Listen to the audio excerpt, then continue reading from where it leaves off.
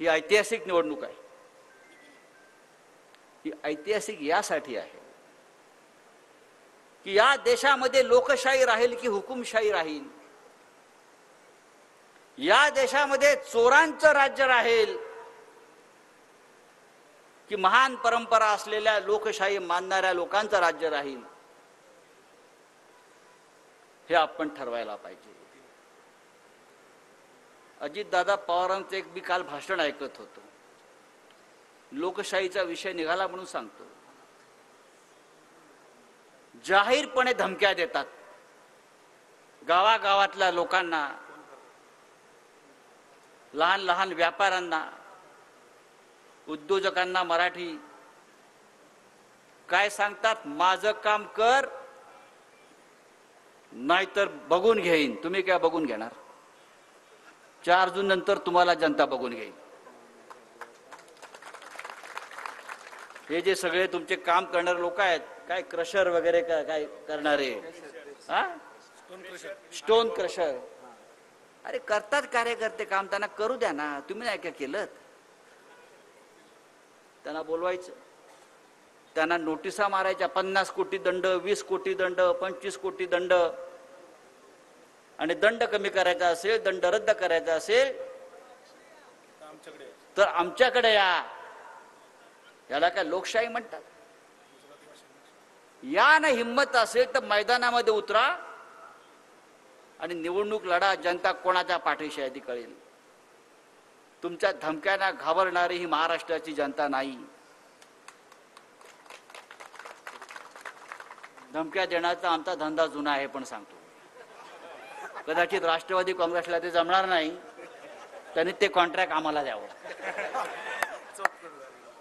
हे चालणार नाही। तुम्हाला तुमच्या नेतृत्वाविषयी, स्वतःच्या नेतृत्वाविषयी एवढा आत्मविश्वास असेल तर या धमक्या देऊन तुम्ही निवडणुका लढू नका। या समोर बसलेली जनता जी आहे ही तुमच्या धमक्यांना भीक न घालता इथे आली आहे, लक्षात घ्या। पुरंदरचा तह काय? पुरंदरच्या तहानंतरच अफजल खान आणि औरंगजेब गाडला गेला, लक्षात घ्या। नरेंद्र मोदी या देशाचे पंतप्रधान आहेत। महाराष्ट्रामध्ये गेल्या 1 महिन्यामध्ये ते 27 वेळा आले। रोज बघा तेव्हा नरेंद्र मोदी आणि अमित शहा हे महाराष्ट्रामध्ये असतात। मुंबईमध्ये 8 सभा घेणार आहेत। अख्खा देश तिथे वाऱ्यावर सोडला आणि महाराष्ट्रामध्ये येतात, कारण त्यांना महाराष्ट्राची भीती वाटते। हा महाराष्ट्र दिल्लीचं राज्य उलथवून टाकेल अशा प्रकारची भीती त्यांना वाटत असल्यामुळे नरेंद्र मोदी हे महाराष्ट्रामध्ये सातत्याने येत आहेत। आपल्याला ही ऐतिहासिक निवडणूक यासाठी म्हणतो आहे, गेल्या 10 वर्षापासून या देशाचा पंतप्रधान रोज खोटं बोलतोय। इतकं खोटं बोलणारा पंतप्रधान या देशानं कधी पाहिला नव्हता। इतकं खोटं बोलतोय। या देशाची परंपरा, या देशाची संस्कृती,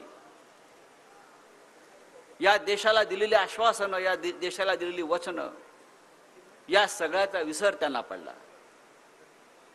फक्त हा महाराष्ट्र गिळायचा, महाराष्ट्राचं नेतृत्व खतम करायचं, मराठी माणसाच्या स्वाभिमानाला धक्का लावायचा, मुंबई लुटायची, शिवसेना, राष्ट्रवादी काँग्रेस सारखे महाराष्ट्राचे स्वाभिमानी पक्ष फोडायचे